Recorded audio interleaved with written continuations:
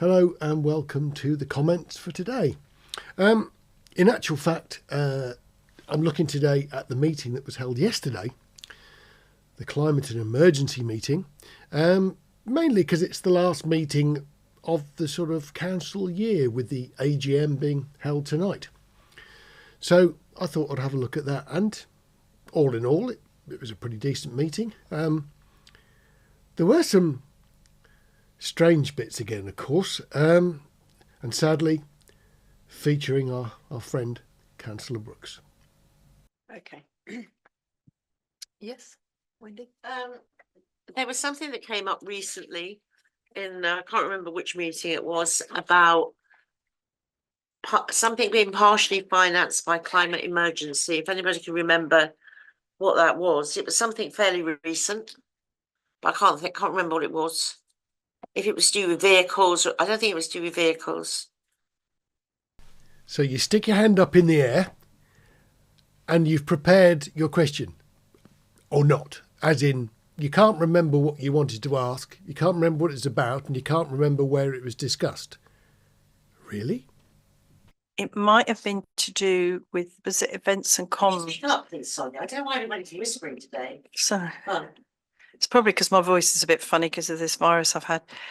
It might have been events and comms. So then Councillor Barker tries to help by suggesting what her question might have been about. But instead of actually that being appreciated, she gives her a slap down for not speaking clearly, which incidentally the record doesn't show because she was perfectly audible to us at home.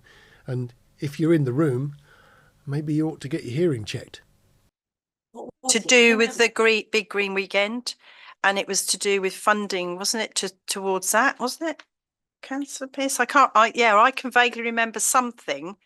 I think it might have been events and comms, because we were discussing the big green weekend or weekender, and then the officer, Christopher, was updating us about arrangements. And were we looking at the money? I don't know whether it was that one or another one, but it was definitely something was mentioned about this committee. Right, Andy? I don't remember offhand for a specific one, but if something was agreed in a meeting that involved agreeing a maximum budget or a budget allocation or expenditure, whoever was clerking to that meeting would have taken an action point, I believe, which would ultimately get fed through to James because the budget document needs updating. So if the feeling is that it was events and comms, then Chris and Michael would have been clerking anyway. So perhaps we could check with them. I know some expenditure was agreed, but not climate related for the event yesterday. So there may well have been an expenditure from the events budget agreed for tomorrow. But I mean, that can be checked out with the staff because they would have been action points for implementation, budget allocation. Yeah. So if anything was agreed from climate, it should have been noted and fed through to James anyway. Yeah. Okay. Wendy? Well, I don't think it would be events and comms. I think it would be the F&G meeting, because I don't think events and comms can decide that climate pays for something. So we might have discussed it in events and comms, but my feeling is it was something from F&G. Either way. But it was a partial payment, if that can be checked. And I don't think... Either way, whoever was clerking would have recorded that as an action. Yeah. Surely you'd do your homework before going to the meeting so you could ask a specific question. No, just waffle. Okay, Wendy.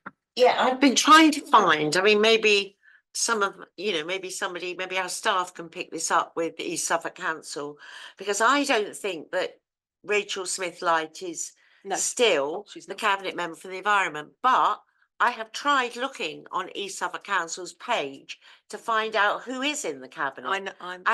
Just a minute. It is really difficult to find. Now, we're councillors and I can't find it. I know there might be a way through and people might privately know, but East Suffolk Council really can't be hiding this sort of information. There should be, if they're going to operate a cabinet system, then we absolutely need to know who those members are. But I'm absolutely certain that Rachel Smith-Light is no longer the cabinet member. But who is? No, she isn't. And I do know who is. Well, it took me all of 2 minutes to get the information. You go to their website, you look at the councillors, you look at the list that says the cabinet, and then you get loads and loads and loads of biogs of all the councillors who are involved and what their particular responsibilities are. I just fail to understand why people just can't use the internet. It's amazing. Yeah. Just to say, I think the item Wendy's referring to was for our staff's benefit, F&G 187.3, which was the advance payment for the ecology report for the Marina Theatre. And Councillor Pearce, while they've been having that chat, has found the information that Wendy can't. So he can use the internet and manages to find the meeting that Wendy can't find to tell everybody about. I know Councillor Brooks has got a bit of a thing about East Suffolk Council, but does this next bit make any sense to you at all? Sorry, Wendy? Yes, on the thorny issue of the cabinet, I believe that also Councillor Ashton or Down is in charge of this new initiative they've set up, which is, you know, to kind of clean up towns and all the rest of it. So, yeah, What the East Suffolk is amazing thing. is that what it is? Okay, if it's that, I don't know. But I think he was, anyway, they seem to be falling over themselves in initiatives, but as long as whatever we raise goes to the right cabinet member, and hopefully we'll get a response.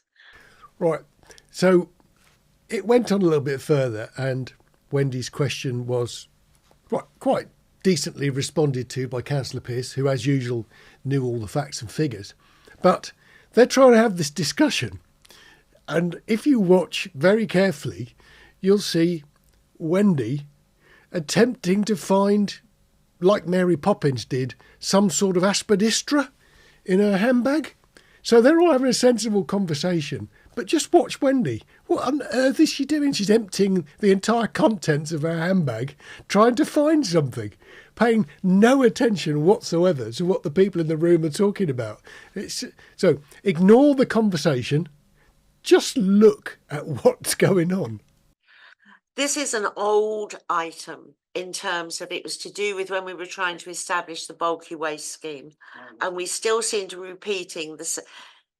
We can raise, there are matters to raise with the quarterly liaison team, and maybe it should just say that, matters to raise with the quarterly liaison team, because No, it isn't anything to do with bulky waste. well, no, but when it first appeared, it was. When it, no, I know that, Andy. When this item first appeared, it was very much about to do with the bulky waste and all that stuff. And then there was the quarterly liaison feedback, and it seems to have just kind of, it seems to be carried over, but there's no content to it. Okay, Andy? Excuse me. No, it's nothing to do with the quarterly liaison meetings either, because the quarterly liaison appointees go from full cabinet. And they can discuss a wider brief than just climate and ecological. This was, yes, initially a legacy from the bulky waste, but when we had the elections and the new administration, the names and titles were changed. So, excuse me. So when we want to escalate something from climate to someone in the East Suffolk Cabinet with a climate brief and get a response back, it was agreed at the start of this civic year that this would be a standing item. Right. So, of course, there are parallels with the quarterly liaison meeting, but it is not the same thing. Okay. Because quarterly liaison briefing can cover wider issues that are outside the terms of reference of this committee. Yeah.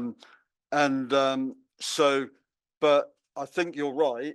It should, rather than having two named members, I mean, Caroline needs to be there because, as well as being leader, she's got the Parish Council liaison brief.